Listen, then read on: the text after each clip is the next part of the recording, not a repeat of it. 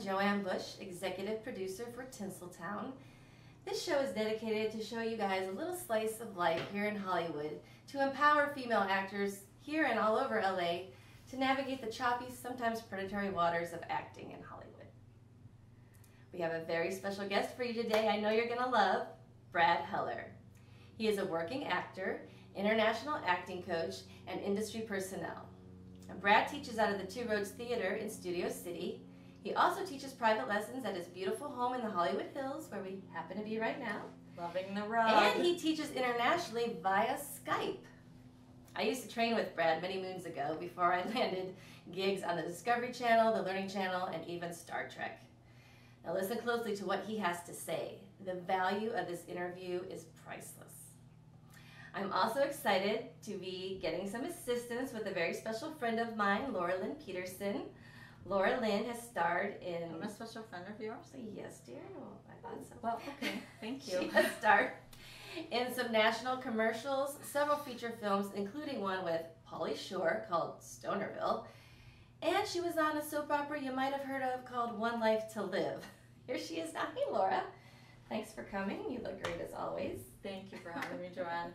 I'm so glad to be here and doing this project with fun, you. Right? Yeah, it's so fun. And we want to welcome everybody for coming as well.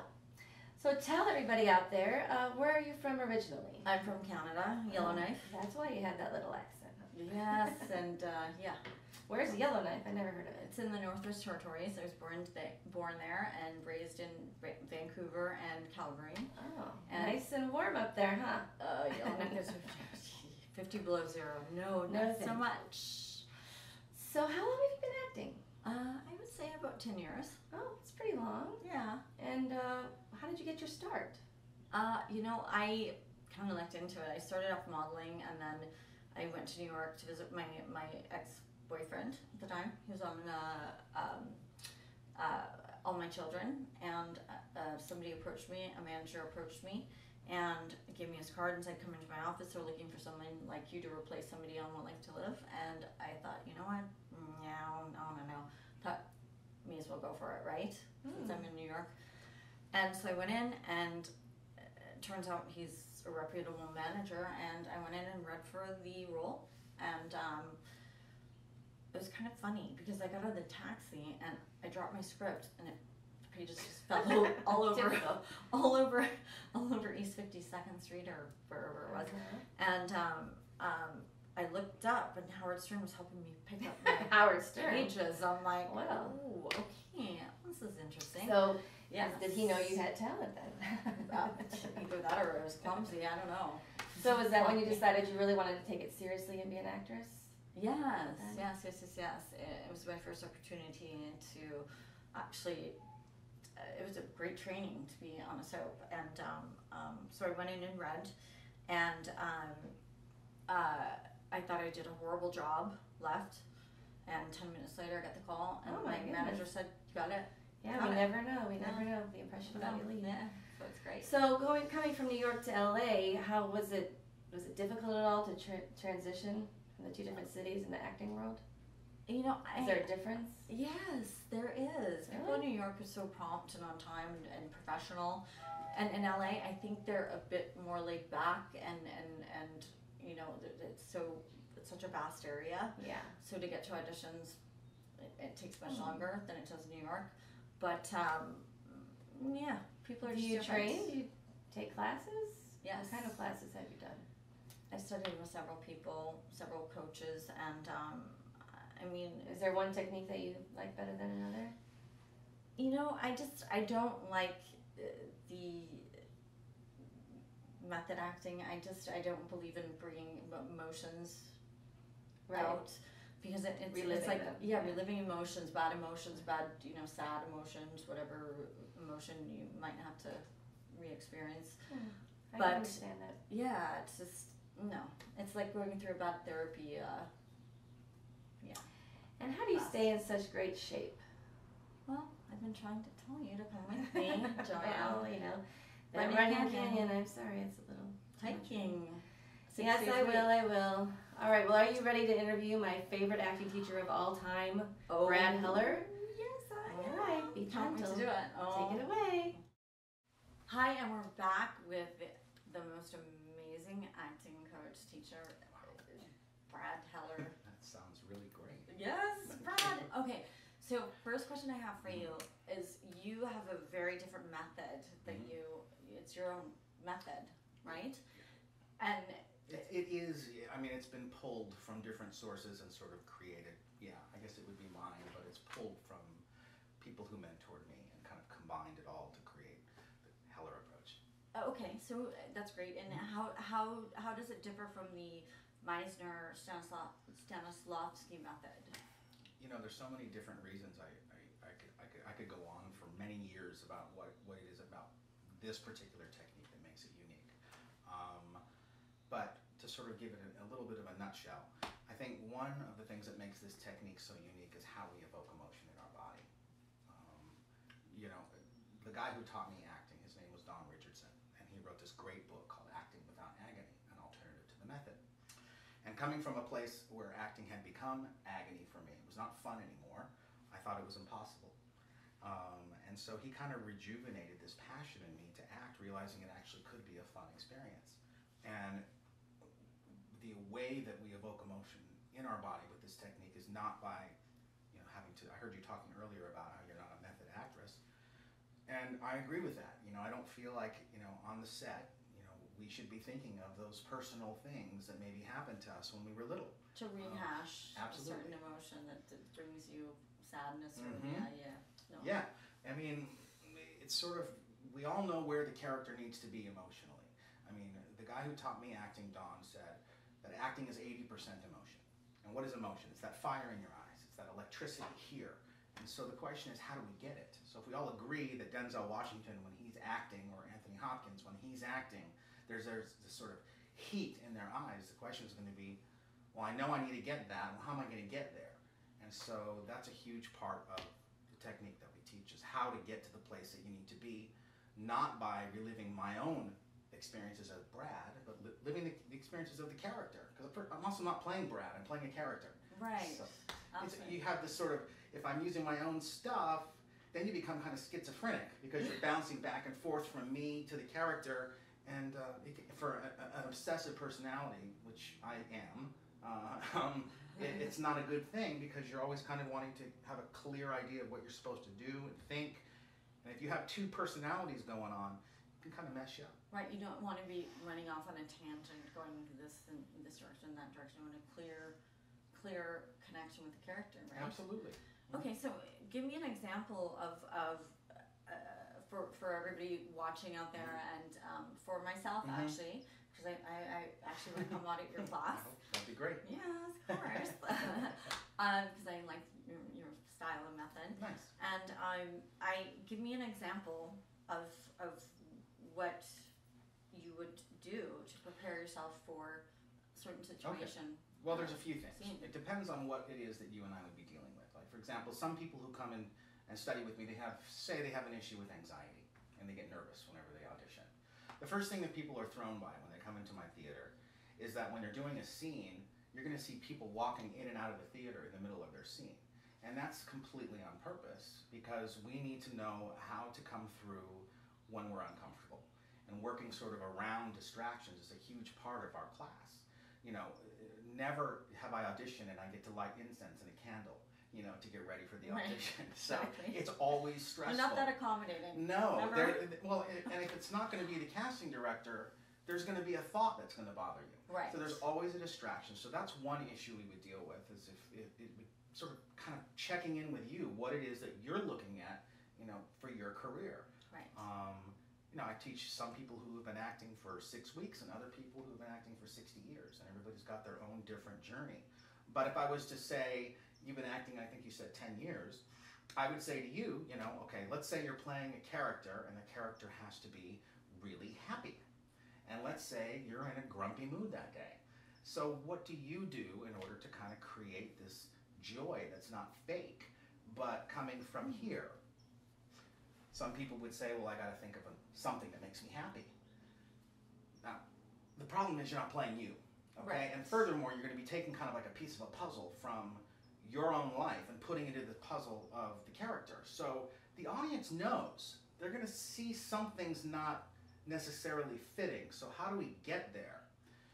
Well, the way we get there, emotionally at least, is by our familiarity with the name of an emotion.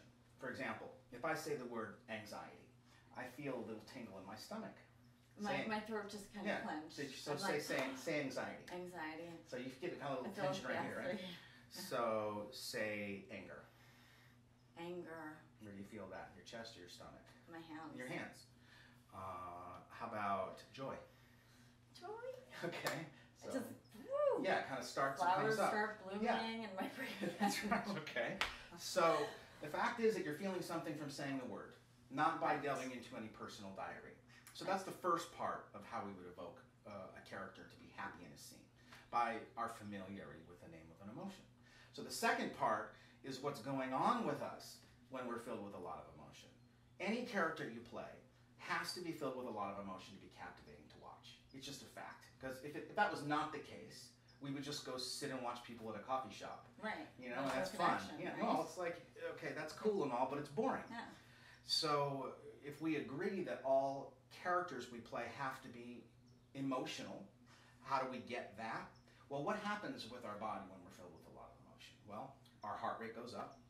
We sweat sometimes. We get a little bit lightheaded Body sometimes. language. Body language, sure. But there's physiological things that happen in our body when we're really emotional. So if I think about the times that I was the most happy or the most angry or the most nervous, the physiological experience is always going to be the same. My heart rate's always going to go up. I'm always going to get a little lightheaded. I may get a little dizzy. So that feeling is the same feeling we get as when we exercise. So when we couple the name of the emotion, because you said you got flowers and butterflies when you said joy. I know. So, which is fine. We couple that with that physiological experience of being a little bit lightheaded to create a character that's filled with a lot of joy. So how do we do that? With a breathing exercise. So there's the whole technique is built around muscle memory. We have 2 steps to this. It's like being an athlete or a dancer. We first learn the choreography and then we execute it, right? That's the same thing with acting. We learn the lines and then we let them go. Same thing with evoking emotion. We do a little breathing exercise with the name of an emotion and then we let it go, and hopefully your body remembers to be lightheaded because you taught it to be. Right. Okay? So it's like a little trigger. Well, we have 2 steps. We have the preparing part, and then we have the executing part. Yes. So the executing part is built on the muscle memory. Because you trained, hopefully your body remembers it. So let's say, for example, your line is, have a great day. Okay? Let's say your line is, have a great day. And your director comes in and says, hey, I want you to be happy. Okay? I really want you to, and you're saying, I'm in a bad mood. I can't do it. Worst right? day ever. Right, worst day ever. So I would come back and I would say, okay, Laura, say the word joy for me. Go ahead. Happy, happy, joy, joy. Okay. Just say joy, or joy. Joy, right? Okay. Yeah. Now what I want you to do is I want you to take a big breath in and a big breath out and say joy. Joy. After you exhale, like this. Joy. Joy. Again. Joy. Again. Oh, sorry. After you exhale and in and out through your mouth like you're panting when you go hiking. Joy. Good. Go ahead and smile. Joy. Okay, now when I say action, I just want you to say have a great day to me. Ready? Action. Have a great day. Now in your eyes, there's a spark. There's something happening in here, and it's not about just going on from your neck up. It's your whole body that's filled with joy. You will hear about the objective, and you've heard it in probably many different techniques. I know that you've studied for a while. That is fine and all for what's going on in our brain, but what's going on from our neck down is the emotion. That's what's so captivating to watch. Is that when I met my wife, I could barely talk because I thought she was so beautiful. I couldn't talk. My tongue was 3 feet thick. My brain was thinking, to get her phone number or to have a good time, but my body was filled with panic. Right. So that's the fun, is to my brain thinking, don't look like an idiot, my body feeling panic and seeing those 2 things in conflict with each other. Right, you're playing against each other. Mm-hmm. And it's like going... Yeah. So we have the joy part in your body. That's going to, through that exercise. And then we have our objective. Your objective might be what your character wants, right, needs, what you need in the scene. So if you're talking to that person, your line is have a great day, and you're thinking in your head to have a great day, and you have joy, makes sense that you'd be filled with happiness, I think. and you want to get their number and have them take you to a movie later. Exactly. That's That right. would be my Certainly. objective. So And it's very difficult to get in LA. that's kind of it in a nutshell. I mean, there's a lot to cover, but that's Yeah, a little no. slice of I of love it. It's I a mean, little, it's- something it- that people are thrown a little bit by the breathing, but it really. But it makes was, more sense to me than going through the method Stanislavski, and it's just, I don't know. It's just it's like it's a refreshing type of method. well, it keeps I it would fun. say. I mean, Yeah. it's also for me. I was pre-med before I became an actor. I was going to be a doctor, and I really enjoyed having, as much as I didn't like being in hospitals or a doctor, I did like the structure, and I like the idea of having a structured technique. And before I met Don Richardson, acting had become so convoluted and complex because I didn't have a technique. Mm-hmm. People were saying to me, do this, do this, do this, and I was getting all of these tools thrown at me, and I didn't know which ones worked. So he kind of gave me a little bit more of a sort of step-by-step. You do this, this, this, and then this is how you execute and let go. So he gave you the tools in a toolbox, and then you can pull them out when you need them. Yes, and absolutely. Basically, right? Mhm. I like that. I'm definitely gonna come check out your class well, I for hope sure. so. That would be great. Okay, and I've heard you use Skype Yes. to coach your Yeah. students as well, which I mean, is very, very cool. It really is. It's been sort of a life changer for me and also for the students that I teach. You're no longer sort of at the mercy of your local community college acting teacher. And that's not just with the United States. I have students in Moscow and Spain and Germany. And Wow. you know, in one day I can teach, 4 different countries right here in my living room. That's awesome. It's pretty incredible that people can actually get that benefit from somebody, who they have some faith in, that is actually maybe know what they're doing, rather than somebody who's sort of in some kind of alley in the back In limbo. of Belgium. So you actually teach students in different countries over via Skype? In different countries, but also even on Skype here in Los Angeles for people who don't want to drive 30 or 40 minutes. Which that would be me. Which would be you, Right. of course. You can just You get out of know, bed, people. just log onto your computer, and you're ready to go. That's right. It's actually surprisingly effective. It really is. But I'm sure, because it's just easy. It's just right there at your fingertips, basically, right? I mean, you're saving time, you're saving gas money, you're saving so many things. And if you can just kind of work through this idea of taking a lesson on a computer, it really, but if you can kind of think about it like you're looking, like if we had a frame of a window and I was looking at you now, it really is just kind of like you and I talking to each other, and we would run our lines. And I've coached people actually literally while they're on set on their cell phone, in their dressing room before they shoot. That's perfect. Yeah. So Yeah, it exactly. actually If you're works like, out. oh my gosh, you're in a panic. You're like, oh, I need help with this scene, and they can just like Absolutely. call you up and via iChat. Well, now with they have the little watches, they can do like the bat phone. Oh, yeah. Coach You can do them. anything, right? Mhm. It's amazing technology, how far technology has come, and how would people contact you to do you have a Twitter? Well, yeah, we have our Twitter account. Facebook. We have our Facebook. It's all at the Heller Approach. Just thehellerapproach.com. And we also have a YouTube channel if you go to the Heller Approach. And that's actually a really great way for people to learn about the technique. I have 14 or 15 videos posted there, and you can subscribe to the channel and you get a new video sent to you every time it comes out. And that's a great way for people to kind of just get a little bit more of an idea of what it is that we do. So they subscribe. Yeah, subscribe. Just go to the Heller Approach on YouTube, subscribe to the channel, and you'll get the 14 or 15 videos that are there now. And every time we post another one, it'll just come right to your email if you subscribe. Oh, And that's awesome. Yeah, it's like a training video, kind of tells you a little bit about the technique, a little bit more than what we talked about today. Just a little update. Mm-hmm. That's Yeah, little rules and awesome. little notes and little principles and ideas. Oh my gosh, well, it was so amazing to have you here today, pleasant. and thanks for enlightening me Oh, I as don't know well, about that. and everyone out there. Mhm. And I'm going to check you out Oh, for I sure, look forward for to sure. it. And Love the time. everyone out there, you should check him out because his method seems very, very unique and very, very, very Got to experience it though to kind of amazing. Yeah. Yes, yes. Awesome. Brad, Nice it's a to meet pleasure. Thank you so you. much. Nice to meet you. See you in class. Yes, yes, you will.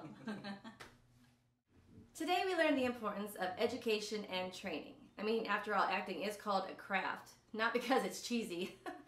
Think of it like arts and crafts, and your performance is your artwork. And to make it beautiful, you need to practice. And that is why training is so important. I mean, what Olympic athlete doesn't train? It's important to get yourself into a good class. Most reputable classes will let you audit once or twice for free. Even Brad has a great beginner's class and an excellent master's class. So check out him on Facebook. Okie dokie, well that's it for this week. Ralph Emerson said, "Do the thing and you shall have the power." If you want power and fame, then you just need to get out there and do it. Now be sure to follow us on Facebook and Twitter at Tinseltown TV and our website, www.tinseltowntv.net. Till next time, this is Joanne Bush for Tinseltown signing off. God bless.